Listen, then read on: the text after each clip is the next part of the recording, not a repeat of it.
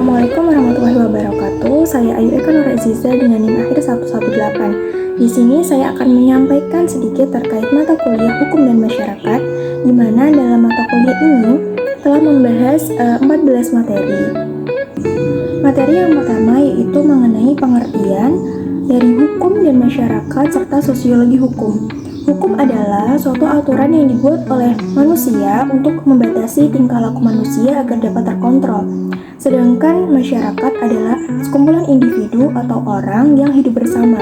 Maksud dari hidup bersama di sini adalah hidup dalam suatu tatanan pergaulan dan ini akan tercipta apabila manusia saling berhubungan.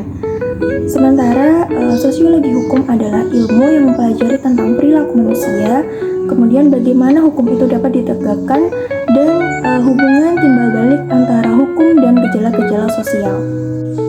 Materi yang kedua yaitu mengenai hukum dan kenyataan masyarakat. Fungsi hukum dalam masyarakat itu ada 3. Yang pertama yaitu sebagai alat kontrol sosial, di mana sebagai alat untuk mempertahankan tata tertib dan mengatur masyarakat dalam bersosial. Yang kedua yaitu sebagai alat rekayasa sosial, yaitu untuk menciptakan perubahan yang tertib, adil, dan sesuai dengan penerapan aturan yang berlaku. Dan yang ketiga yaitu sebagai alat untuk melakukan perubahan sosial atau social engineering. Materi yang ketiga yaitu mengenai yuridis empiris dan yuridis normatif. Yuridis empiris adalah pendekatan yang dilakukan secara langsung pada objek yang hendak diteliti guna mendapatkan data informasi yang diperoleh dari studi lapangan. Sedangkan yuridis normatif adalah pendekatan yang dilakukan dengan cara studi kepustakaan, yaitu dengan cara membaca, menyalin, mengutip, atau menelaah terhadap teori-teori yang berkaitan erat dengan permasalahan studi lapangan. Materi yang keempat yaitu madhab pemikiran hukum positivisme. Positivisme hukum adalah salah satu aliran yang terdapat dalam filsafat hukum yang memandang di mana mengharuskannya adanya pemisahan antara hukum dan moral secara tegas. Maksudnya, antara hukum yang berlaku atau dasein dan hukum yang seharusnya atau dasoleh. Prinsip dari positivisme hukum yang pertama yaitu hukum sama dengan undang-undang. Yang kedua, tidak ada hubungan yang mutlak antara hukum dengan moral. Yang ketiga, hukum adalah suatu closed legal system di mana untuk menafsirkan hukum tidak perlu bimbingan dari norma, sosial, dan moral, cukup disimpulkan dari undang-undang saja. Materi yang kelima yaitu mengenai madhab pemikiran hukum sociological jurisprudency. Hukum yang baik adalah hukum yang sesuai dengan hukum yang hidup di masyarakat, karena norma sosial ada kaitannya dengan nilai-nilai yang ada dalam masyarakat. Sociological jurisprudency di sini menitik beratkan pada hukum dan memandang masyarakat dalam hubungannya dengan hukum. Perbedaan sociological jurisprudency dengan sosiologi hukum yaitu pada titik awalnya. Sociological jurisprudency berangkat dari hukum untuk melihat masyarakat, sedangkan sosiologi hukum berangkatnya dari masyarakat untuk melihat bagaimana hukum itu terjadi. Materi yang keenam yaitu mengenai living law dan utilitarianisme. Living law adalah konsep hukum yang menekankan bahwa hukum tidak hanya sekedar teks tertulis dalam perundang-undangan, tetapi juga mencakup hukum yang hidup di masyarakat.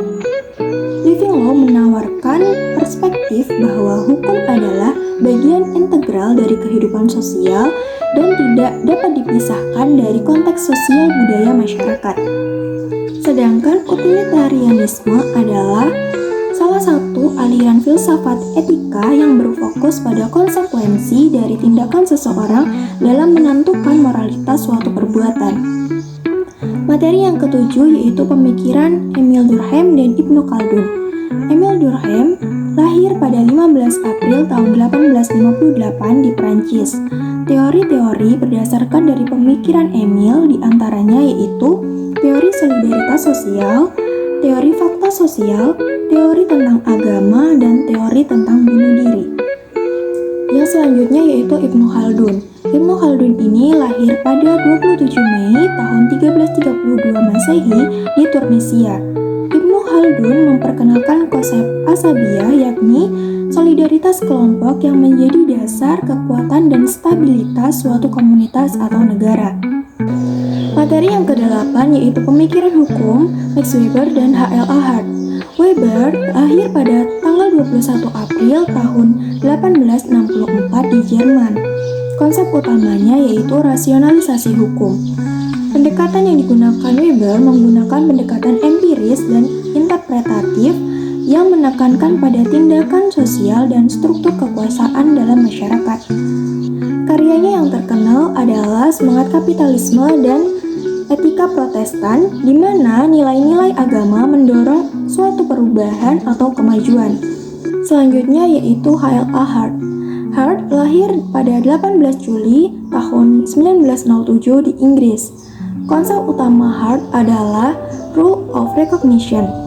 Karyanya yang terkenal adalah The Concept of Law yang mengandung gagasan penting mengenai pemisahan antara peraturan primer dan sekunder serta mengenai kritik terhadap teori John Austin.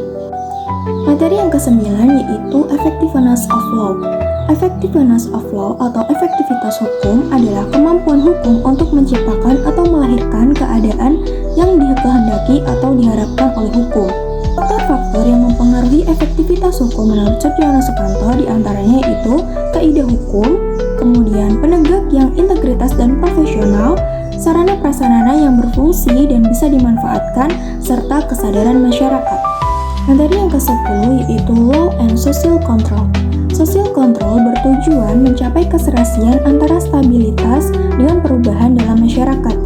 Dari sudut sifatnya, social control bersifat preventif, yaitu usaha pencegahan terhadap terjadinya gangguan kepastian dan keadilan, serta bersifat represif, yaitu usaha yang bertujuan mengembalikan keserasian hukum dengan masyarakat. Materi yang ke-11 yaitu legal pluralisme. Pluralisme hukum merupakan pendekatan yang mengakui adanya keberagaman sistem hukum yang hidup berdampingan dalam satu masyarakat. Misalnya hukum negara, hukum adat, hukum agama, dan hukum transnasional.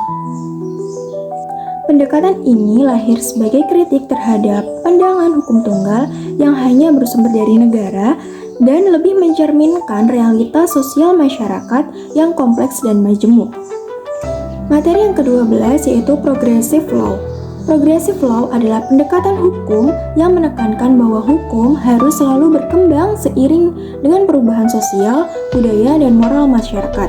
Prinsip utama dalam pendekatan ini mencakup fleksibilitas hukum, kemudian keberpihakan pada keadilan, serta penegakan hukum yang lebih responsif terhadap perubahan sosial.